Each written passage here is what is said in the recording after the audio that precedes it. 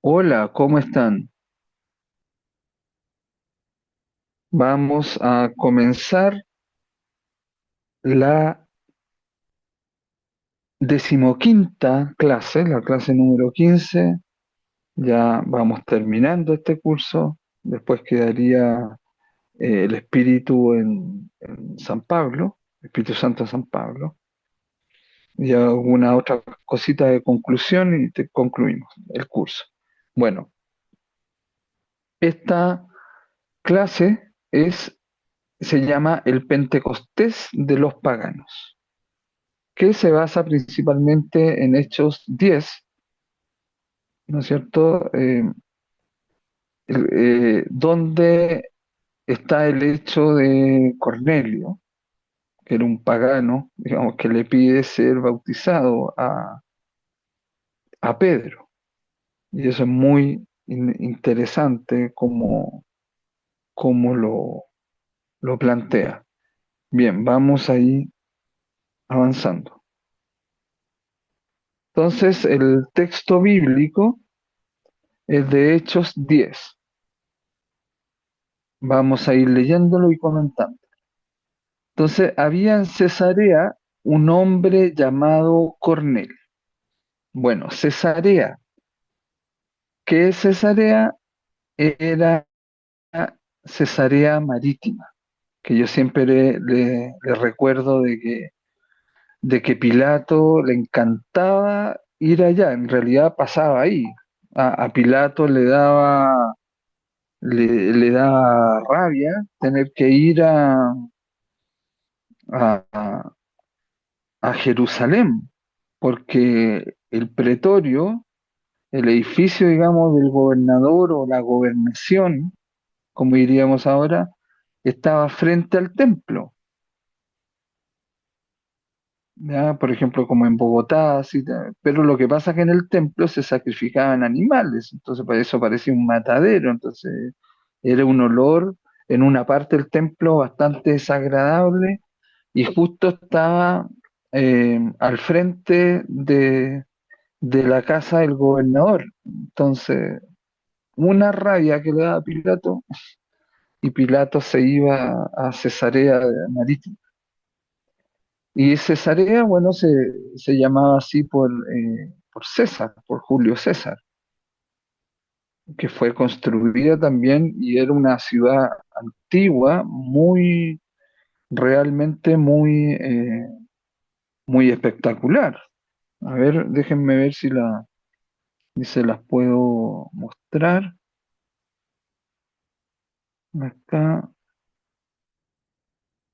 bueno, a ver, voy a ver, compartir.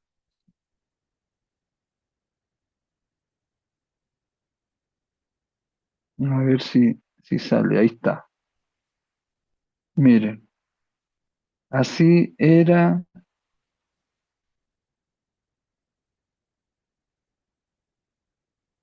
Cesarea Marítima, ahí la tienen. Miren cómo hicieron todo esto para acá. Eso lo hicieron los romanos. Ya era Cesarea Marítima, era como ir a Cartagena. Claro que evidentemente estaba más cerca de Jerusalén, pero por eso le advertía incluso una vez en History, el canal History, salió sobre Yo conocí a Jesús, un programa, y era sobre Caifás. Entonces, Caifás, eh, hay una parte donde Pilato le dice a Caifás, le advierte que, o sea, estaban en la gobernación, en el balcón. Entonces, Pilato invita a Caifás a subir al balcón. Y está la gente abajo en el pueblo y todo. Y en un momento Pilato da la orden y hay algunos que se sacan el traje, soldados romanos, se sacan los ropajes, digamos, como de hebreo, y empiezan a atravesar a espada a mujeres, a niños, a bebés, a judíos y todo. Y le dice, a Caifás: yo no quiero problemas, porque esto va a pasar.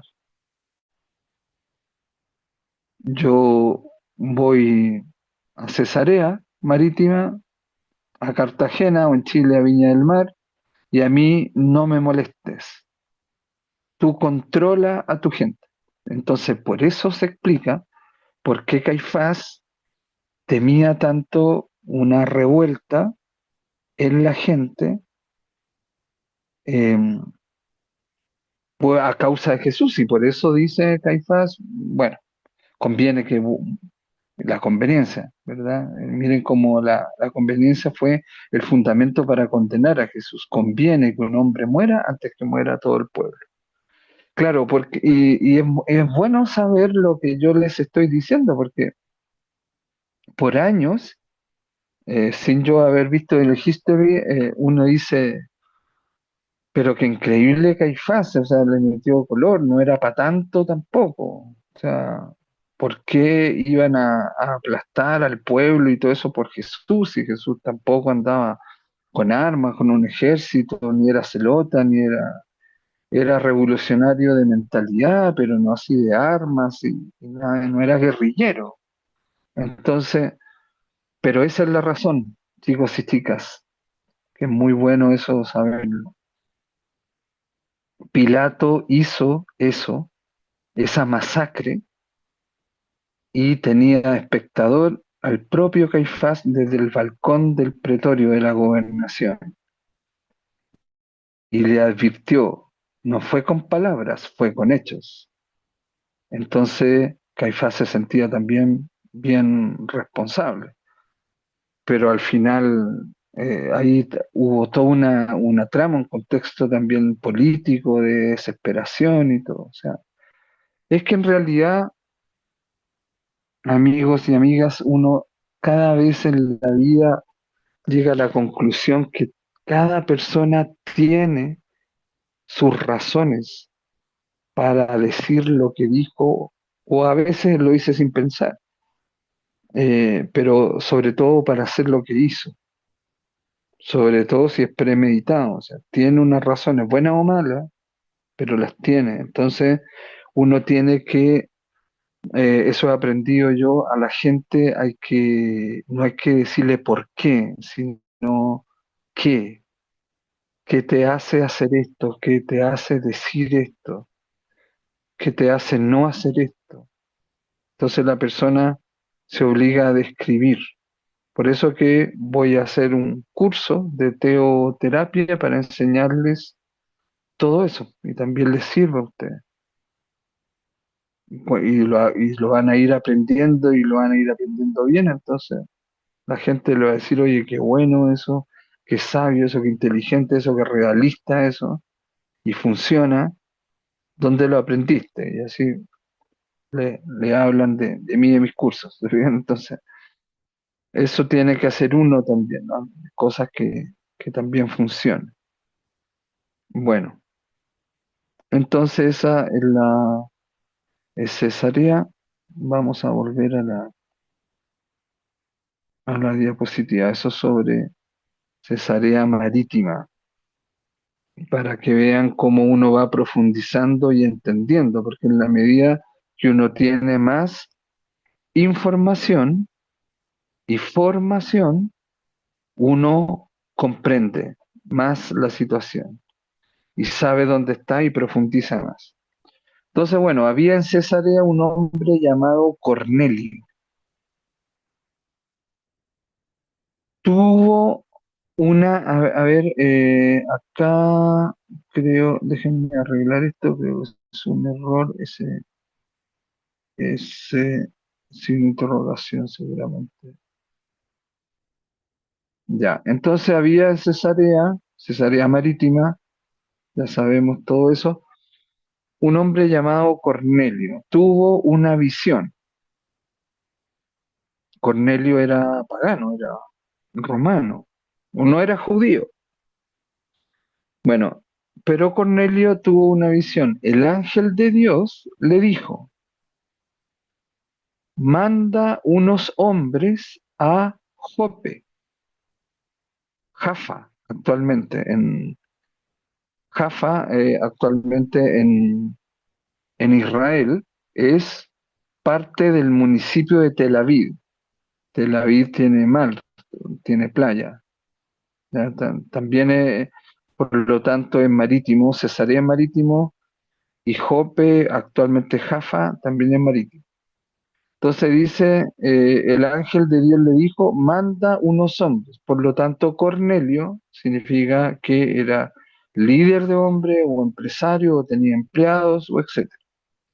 Y haz venir a Simón apodado Pedro.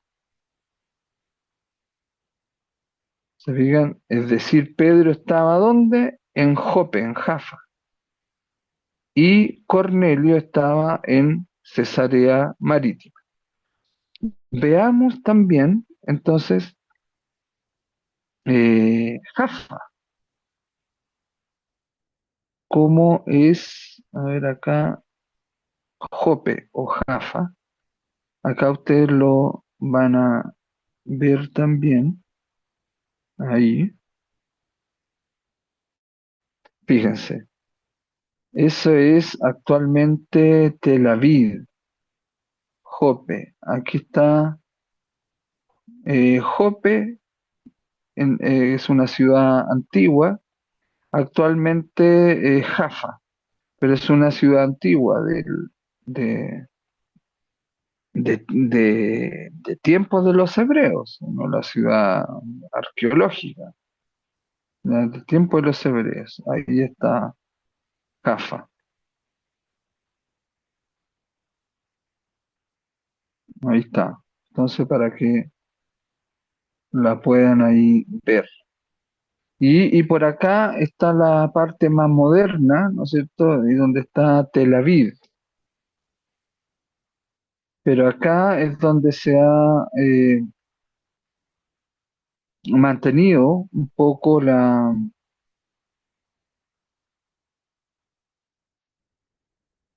arquitectura, ¿verdad? Mira, hay una que es como muy típica de Jaffa, yo estuve viendo, eh, a ver,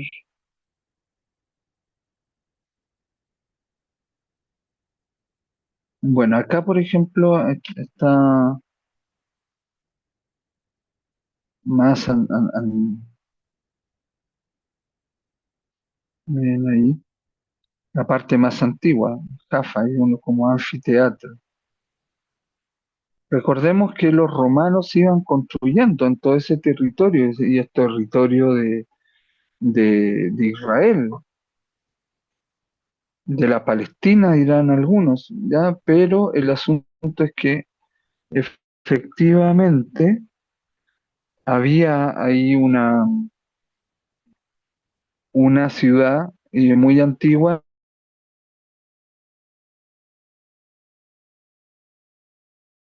y es la que menciona el texto bíblico nuevamente.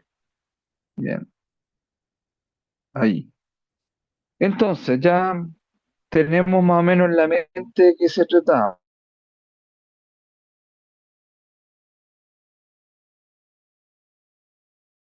Recapitulemos. Habían le dijo, manda unos hombres a Jope, actual Jaffa, de la vid, y haz venir a Simón apodado Pedro. Cuando entró Pedro,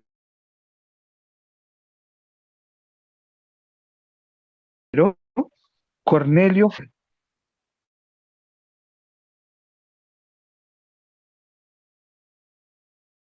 lo había visto en esa visión. Se fijan, no habla de un sueño, tuvo una visión. ¿Se acuerdan que habíamos visto que en el texto de Joel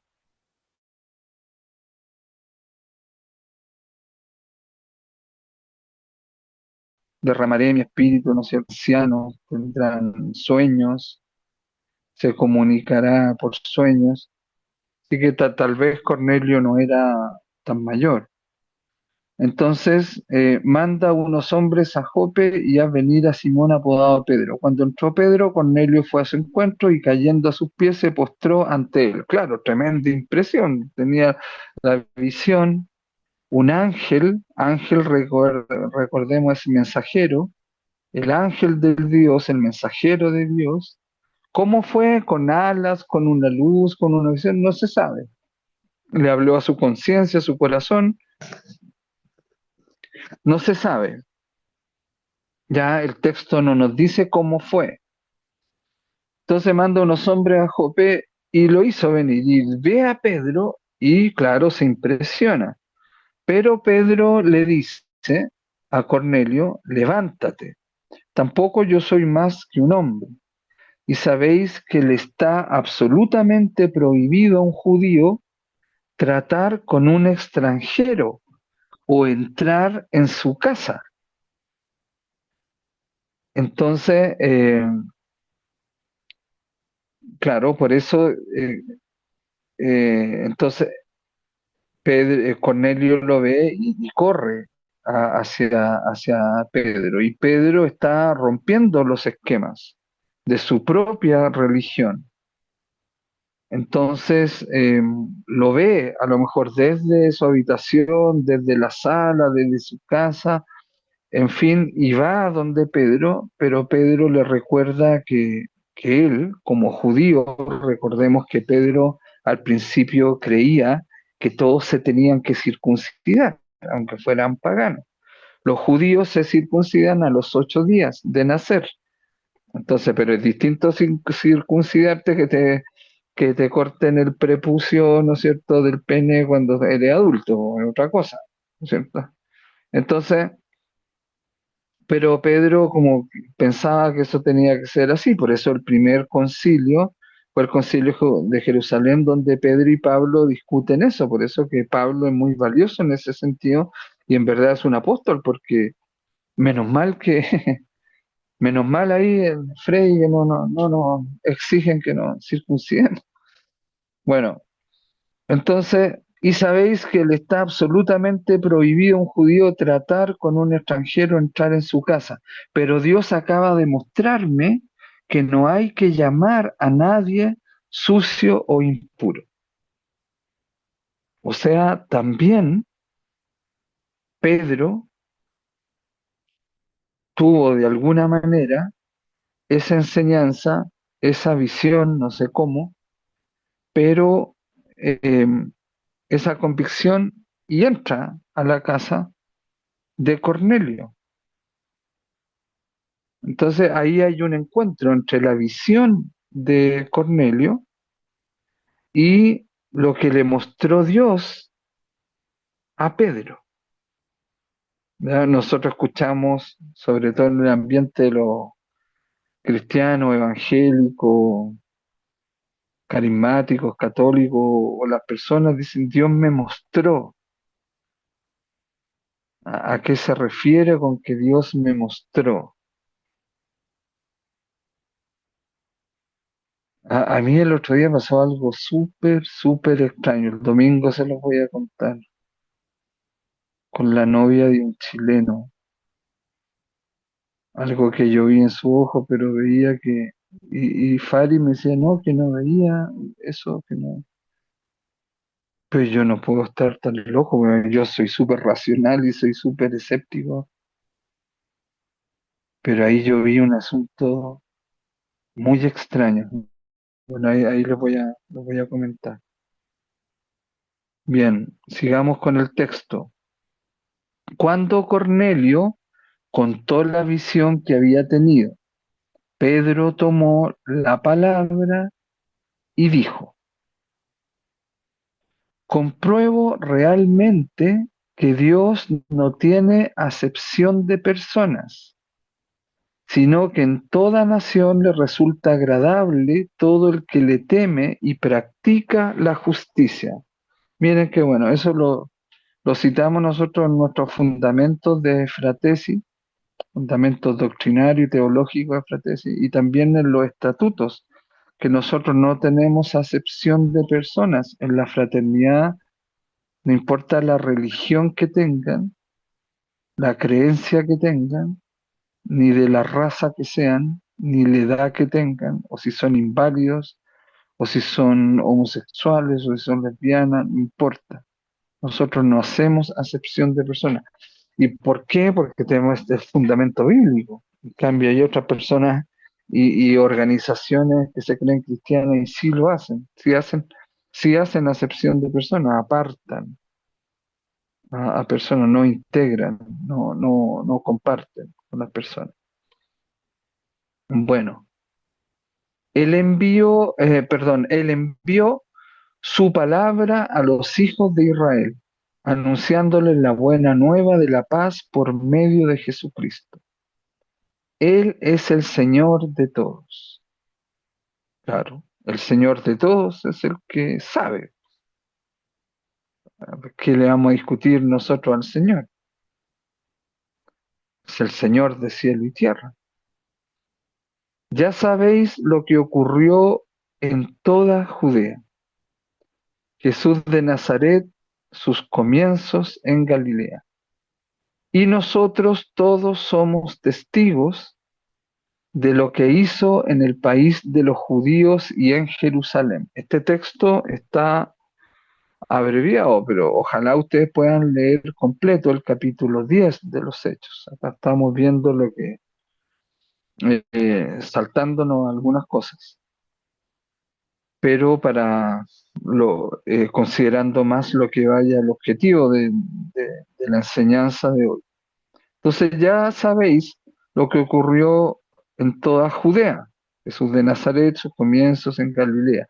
Y nosotros todos somos testigos de lo que hizo en el país de los judíos y en Jerusalén. Eso se sabía. Los cristianos y Jesús de Nazaret de repente creemos que es muy anónimo y no era anónimo.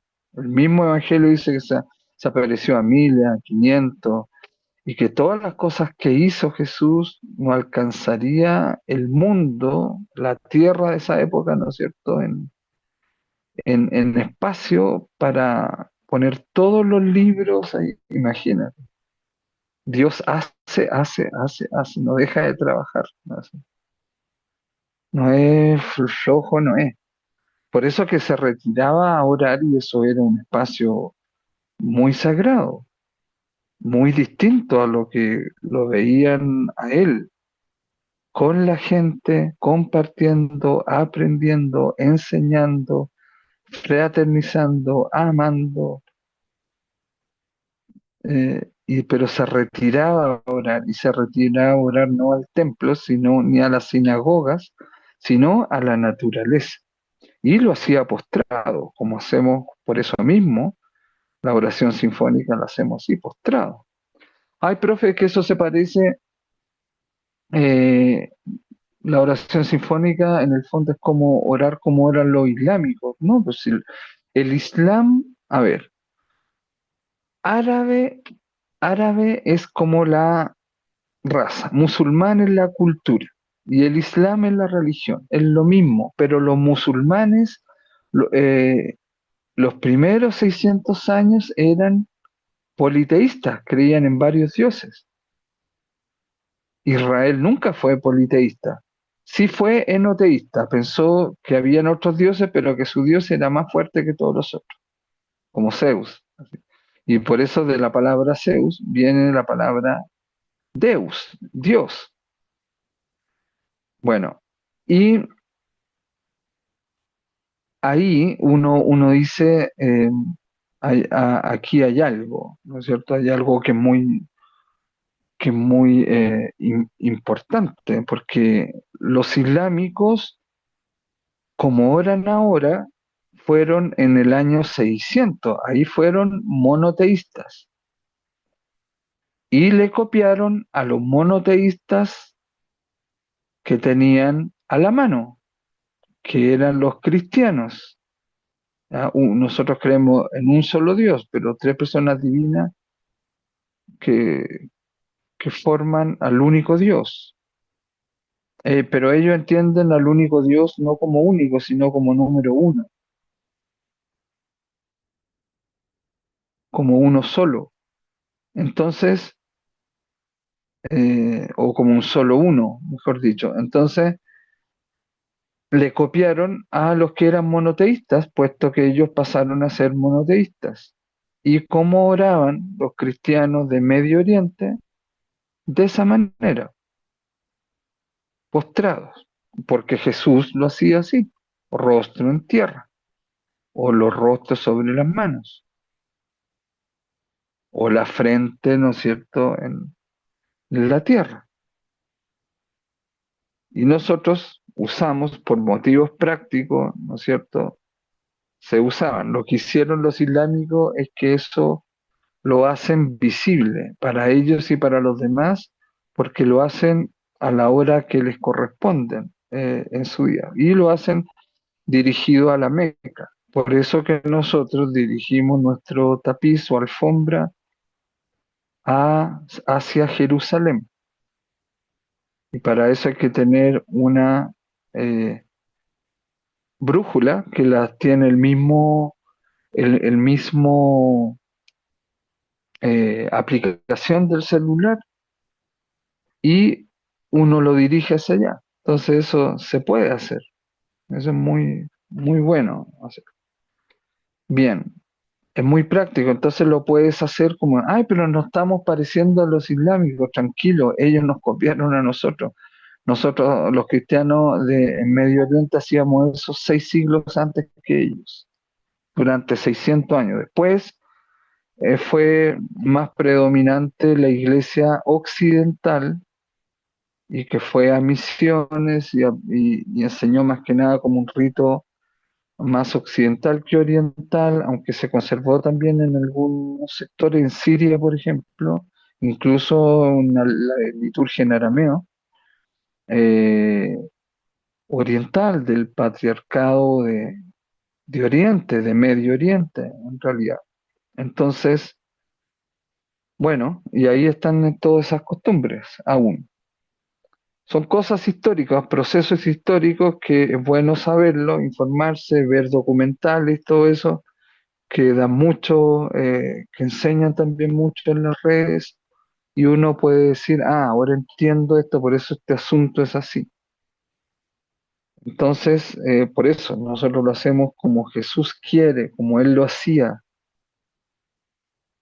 Por eso tú te conectas más con el hecho. Si es física cuántica también, pues si la física cuántica dice que cuando está el observador, el electrón, que no tiene cerebro, se comporta como partícula.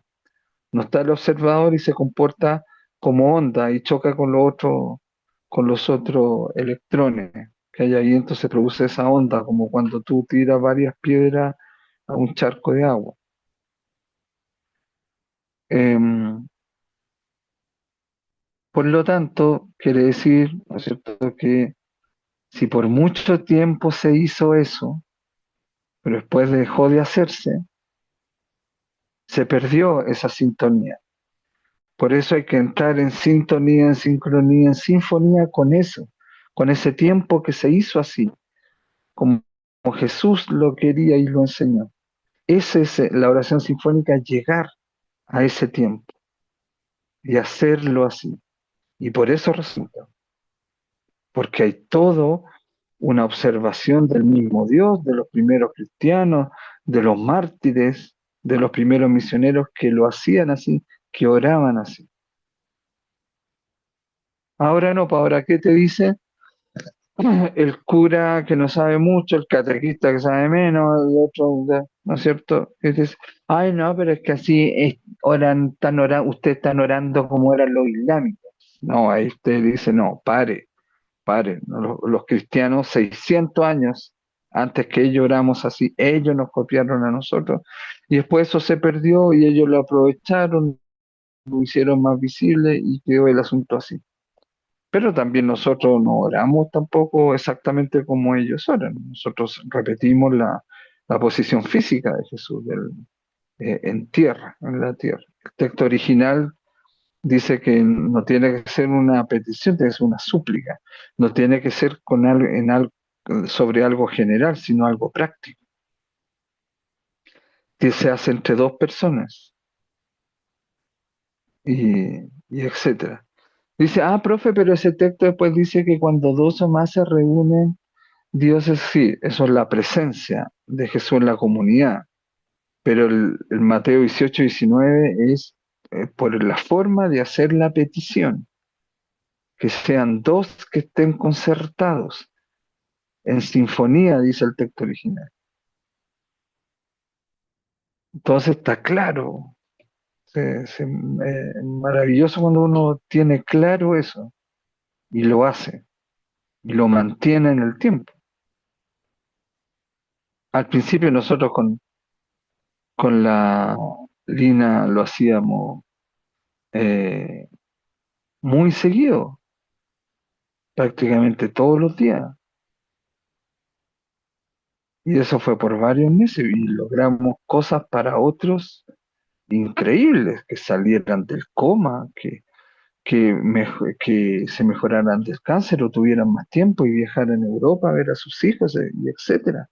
Personas que habían perdido un tremendo puesto en tremenda empresa y después tuvieron un cargo directivo y en una empresa tan importante como de las que lo habían echado. Entonces, increíble, o sea, hasta uno decía, uy, y no somos nosotros, no es lo que hacemos la oración los santos, es la promesa de Jesús.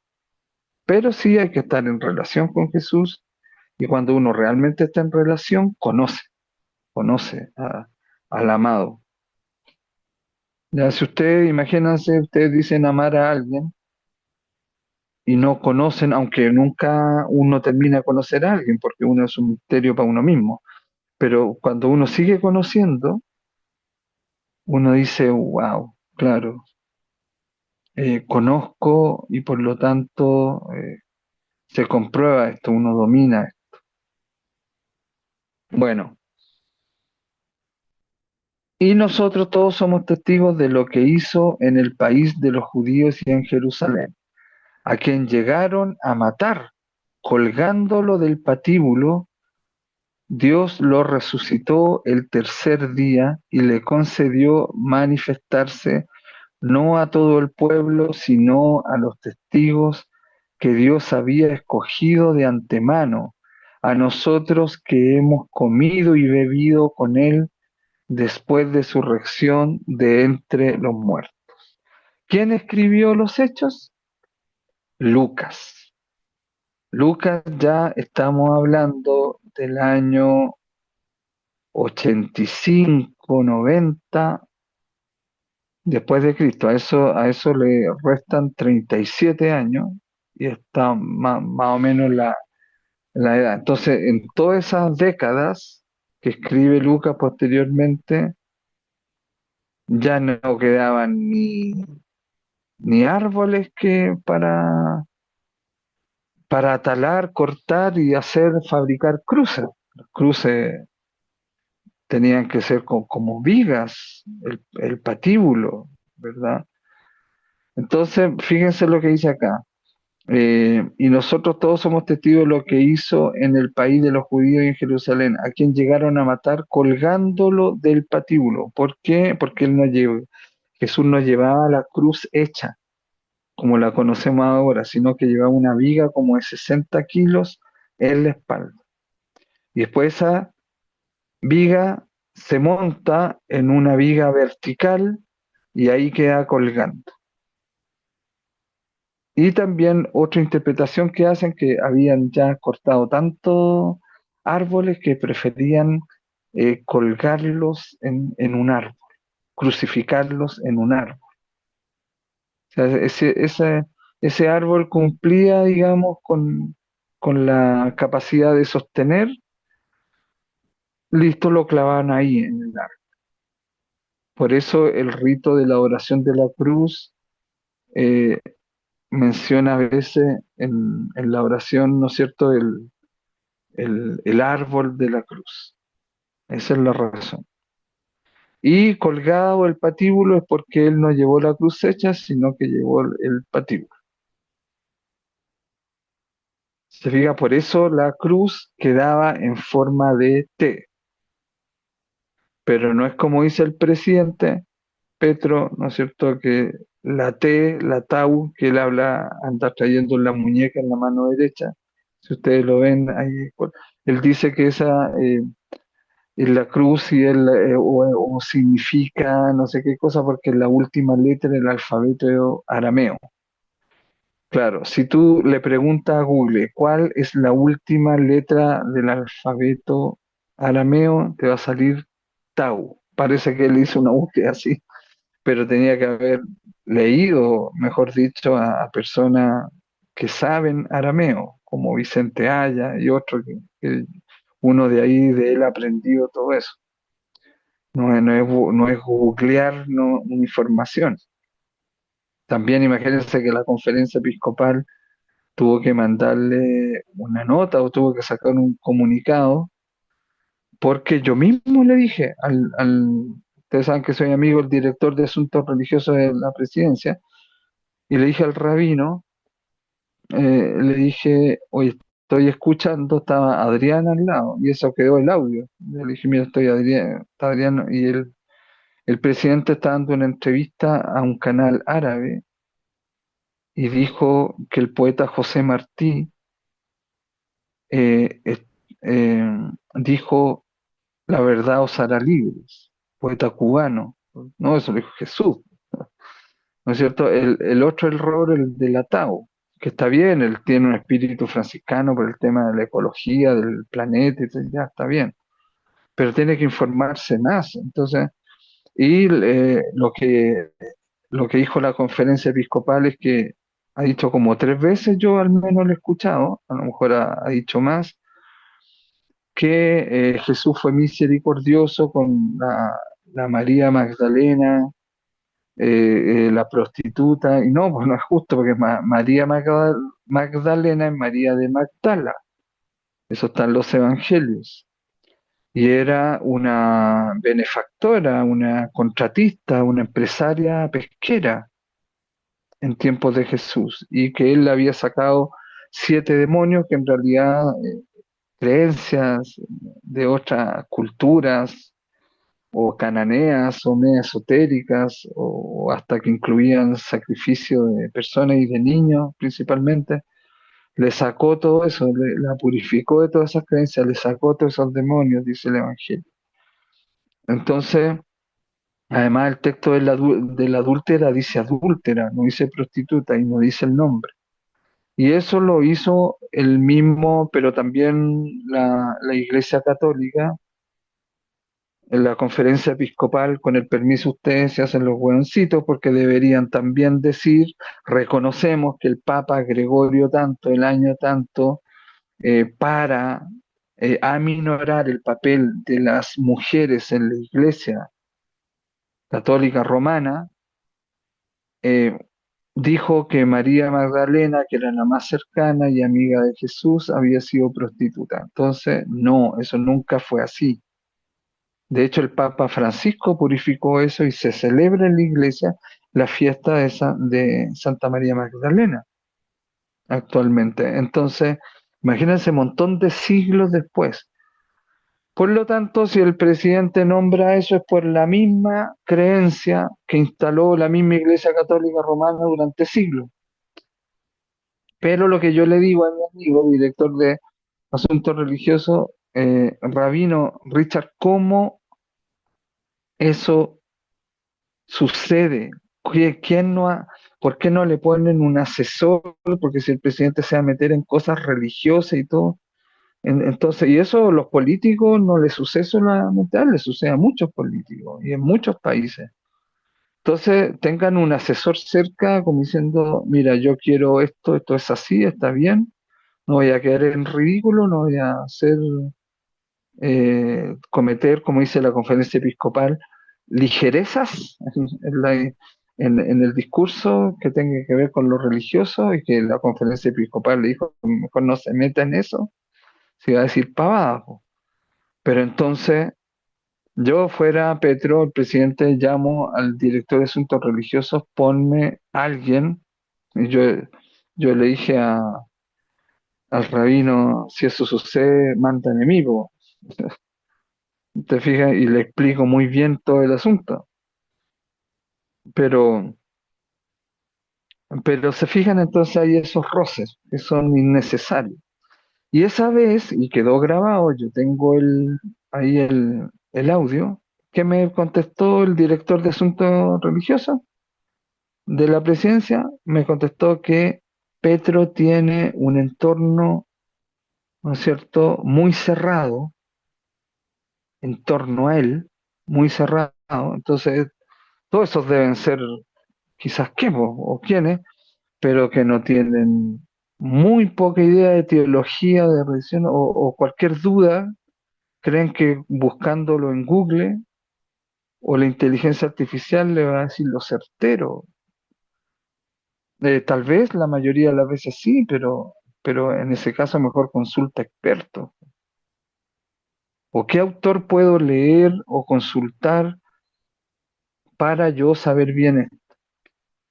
¿Se fijan? Entonces, eso lamentablemente ocurre eso en estas instancias, y como les digo, en todos los políticos, de derecha y de izquierda. Yo he escuchado decir cada cosa a, a las a personas. Pues, por último, ¿qué les cuesta, no sé, pues, asesorarse? Bueno, en fin. Entonces, a quien llegaron a matar colgándolo el patíbulo, Dios lo resucitó al tercer día y le concedió manifestarse, no a todo el pueblo, sino a los testigos que Dios había escogido de antemano. Miren, qué interesante. Dios había escogido antemano, no a todos, o por lo tanto no todos lo podían ver. A lo mejor muchos lo estaban viendo y hay otros que no lo podían ver.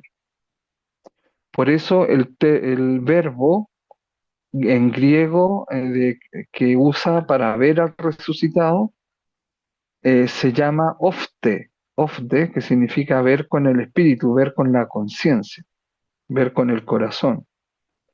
Porque ver con la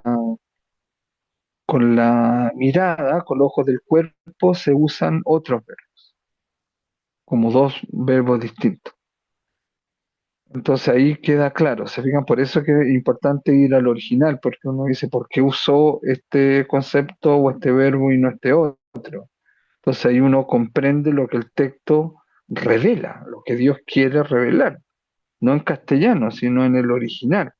Entonces, si tú tienes que conocer, no necesariamente tienes que ser experto en hebreo, en arameo y en griego, pero bueno, acude o hace cursos con personas que saben más o menos de eso y te pueden decir la verdad sobre eso, como en este caso. Bien, eh, no a todo el pueblo, sino a los testigos que Dios había escogido de antemano, a nosotros que hemos comido y bebido con Él después de su resurrección de entre los muertos. Imagínense, bebido y comido con Él después de su resurrección. Imagínense el nivel de testigos, ¿no es cierto? Claro, por eso esos habían sido elegidos de antemano. Hay gente que no les daba, no porque no tengan coeficiente intelectual o no, no, esto se trata del espíritu. Yo creo que lo vieron los que tenían más desarrollado el espíritu, las cuatro cosas. Tenían desarrollado la conciencia, la libertad, la voluntad y su capacidad de entrega. Entonces, esos fueron los que lo vieron. Bien, seguía Pedro hablando todavía, seguimos con el texto, seguía Pedro hablando todavía cuando el Espíritu Santo descendió sobre todos los que escuchaban su palabra. Miren, o sea, el Espíritu Santo se saltó al Papa, no esperó la venia del Papa, no esperó el derecho canónico, no esperó la encíclica, no esperó la catequesis, bajó. El Espíritu Santo descendió sobre todos los que escuchaban su palabra. Y todos los que escuchaban su palabra era Cornelio, su familia, sus hombres, sus criados, etcétera. Por lo tanto, habían niños, habían mujeres, habían quizás embarazadas, habían hombres. Entonces ese texto es muy interesante, es tremendamente interesante, muy importante el de Cornelio. Y todos los creyentes circuncisos que habían venido con Pedro quedaron estupefactos al ver que se había derramado también sobre los paganos el don del Espíritu Santo. Ya, ahí se universalizó el asunto. Eso es católico, universal. Como decíamos en la clase pasada, la iglesia es una santa católica y apostólica, pero no romana. La gente como Lolo repite, ay, yo soy católico romano. Entonces no eres católico, pues no eres universal. Y acá está la prueba, que el Espíritu Santo se saltó, la Iglesia Católica se saltó al Papa y descendió sobre Cornelio, que era pagano, y con su familia. Y los otros quedaron estupefactos, asombrados. ¿Por qué? Porque, wow, entonces acá ya se rompieron los esquemas. Claro, el Espíritu Santo es la relación entre el Padre y el Hijo, lo sabemos. Entonces, ¿cómo va el Espíritu Santo a hacer acepción de personas? ¿Cómo va a excluir? ¿Cómo va a parcelar? ¿Cómo va a dejar en otro lado sin integrarlo, pero sin incluirlo? No, o sea, yo le presto a la parroquia para que se reúna Alcohólicos Anónimos, pero no los incluyo en realidad en la parroquia, solamente los integro, ¿se fija? Entonces, el Espíritu Santo incluye, la relación incluye, y el Espíritu Santo es la relación en persona, es incluyente. Por eso el concepto de nosotros en Fratesi de intercredencialidad también incluye a los ateos. Ah, profe, pero no hemos compartido con los ateos, sí, ya lo hicimos en el evento del 23, pero lo vamos a hacer en estos encuentros más chiquititos, que son más chiquititos justamente para que tengamos la oportunidad de conversar, de compartir, de fraternizar, de construir fraternidad. Ese es el objetivo.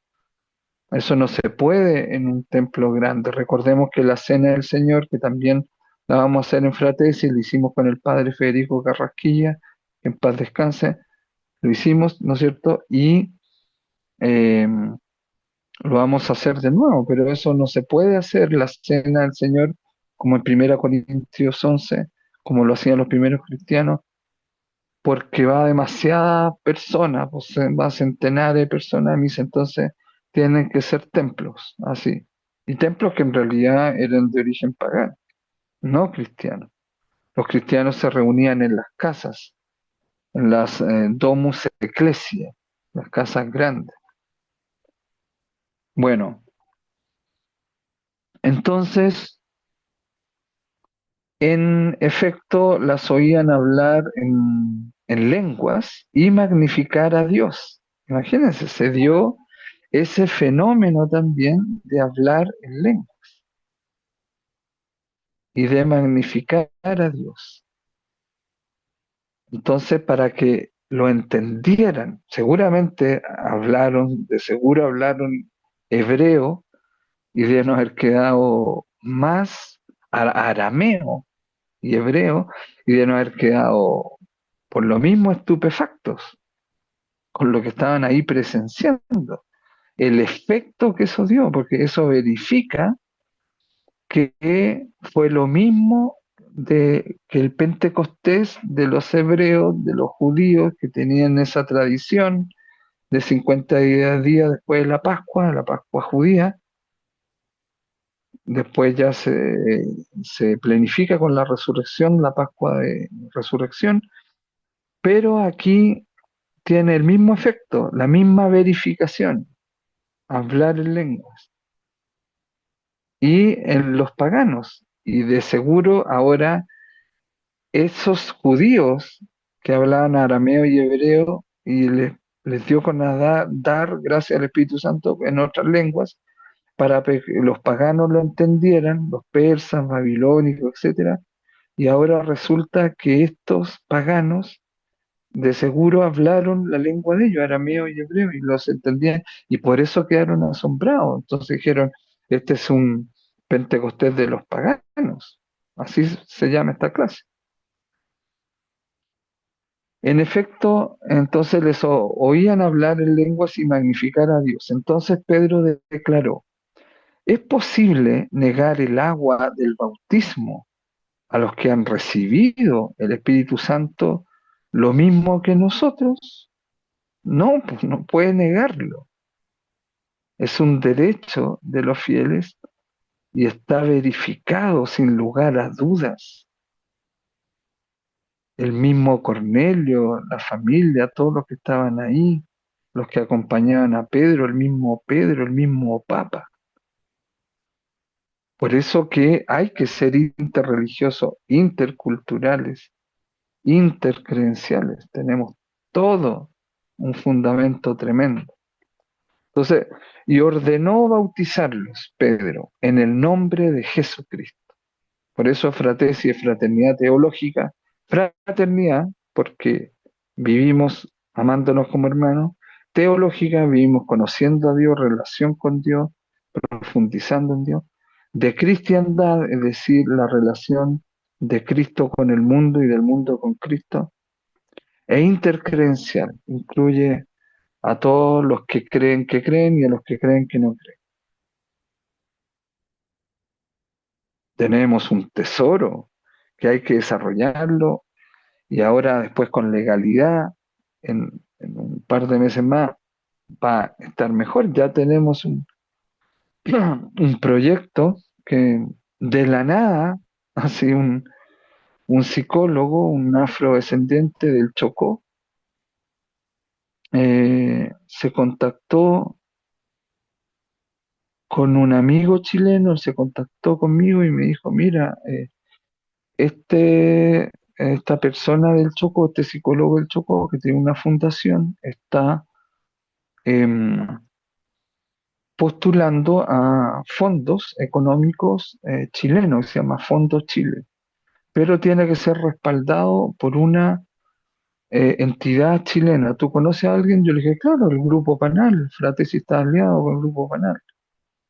Y el Grupo Panal, entre otras cosas, tiene una fundación que se dedica a eso. Y mi mejor amigo Carlos encima fue parte en un tiempo de esa asistencia de cooperación internacional o Fondo Chile. Entonces sabe, y ahí, bueno, vamos a postular a convocatoria y si resulta sería el primer proyecto oficial de Fratesi, ¿verdad? Entonces, fíjense cómo se van dando las cosas. Y ese también fue gracias a la oración sinfónica, porque también pedíamos eso con Claudia en las peticiones. Y mi amigo estaba feliz porque dijo, oye, qué increíble lo que me acaba de decir, esto es como si una carta que me había caído del cielo, porque esto es lo que nos faltaba y esperaba. Entonces imagínense, ¿ven? Y la gente no quiere ir el domingo, se da el lujo eso de perderse eso. Bueno, en fin, cada uno con su cada uno, como decía mi papá. Bien, les oían hablar en lengua y magnificar a Dios. Entonces los bautizó Pedro y ordenó bautizarlos en el nombre de Jesucristo. Entonces le pidieron que se quedara unos cuantos días con ellos. Hasta ahí el texto. Fíjense, convivieron. Pedro que era tan así duro con el asunto, ¿no? Si tiene que circuncidarse, ¿no? Tuvo que intervenir el mismo Espíritu Santo. Decir, mira, lo que pasó en Pentecostés pasa también con ellos. Tienes que entender que esto es por encuentro, es por relación. Ustedes hablaban en la lengua de ellos y ahora ellos hablan en la lengua de ustedes. Esto es por encuentro, es por relación. El Espíritu Santo Está clarísimo. Entonces, pecar contra el Espíritu Santo es querer romper esa relación. Y cuando uno estudia la física cuántica se da cuenta que todo está tan entrelazado, no puede no existir así. Es decir, Dios como Trinidad no existe sin la relación. Y la creación no existe sin estar en relación. Y en lo íntimo de la materia, en las partículas más chiquititas, está así. Eso, lo que le estoy diciendo, eh, eh, es de hace muy poco. No me acuerdo bien el nombre de la forma en que los quarks están entrelazados, y que han tratado de separarlo y todo. No, no se puede. Es imposible, imposible. ¿Y saben cómo se reúnen los quarks? En la parte más pequeñita, las partículas más pequeñitas que existen, se reúnen de a tres. Imagínense. O sea, ¿qué más constatación? Yo pedí a Temu la foto, el domingo se las voy a llevar, un, un afiche así de una fotografía que sacó la sonda Voyager, creo que es, la de Carl Sagan, una fotografía de la Tierra a 6.000 millones de kilómetros, antes de salir de Neptuno, el sistema solar.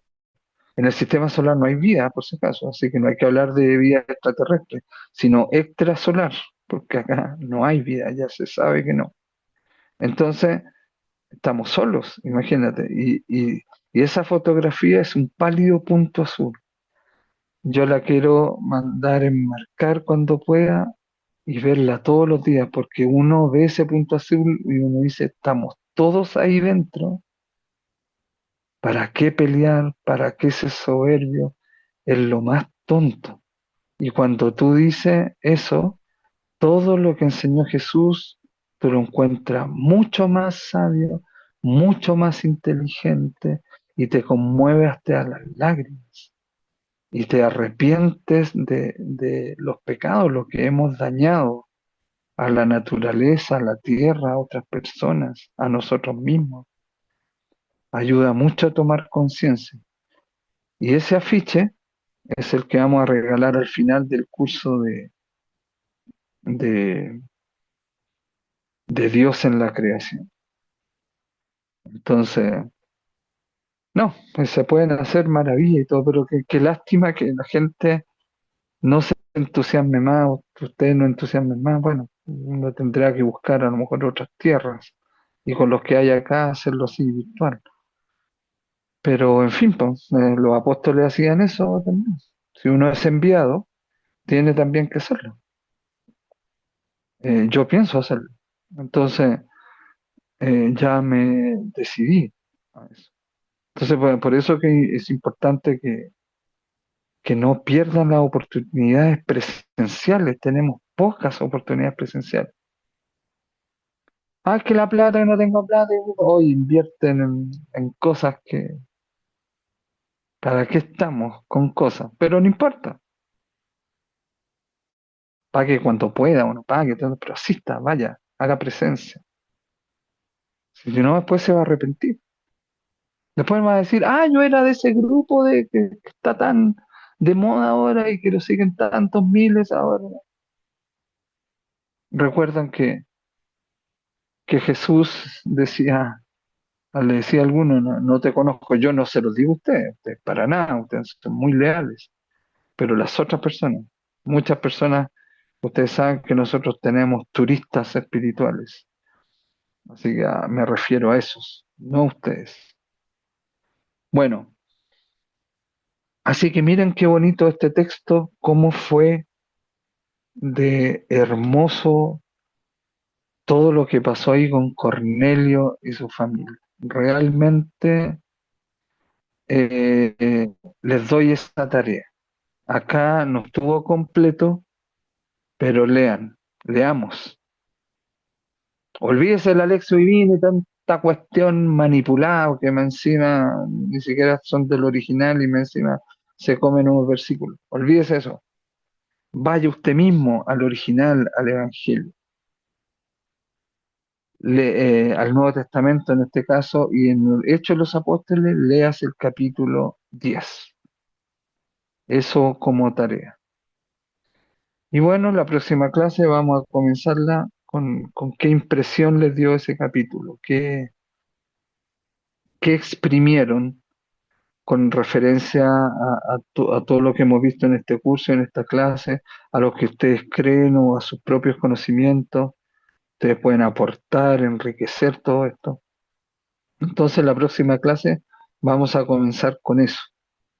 ¿Qué riqueza eh, les ustedes pudieron exprimir de Hechos capítulo 10 de San Lucas? Porque San Lucas es el autor. Bueno, muchas gracias, mucha salud y espero verlo el domingo e inviten más personas. Tenemos esa oportunidad de un apartamento, imagínense, con terraza.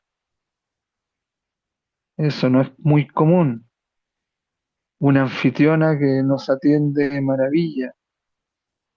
Comemos rico, compartimos, fraternizamos. ¿Cómo no van a tener sed de eso?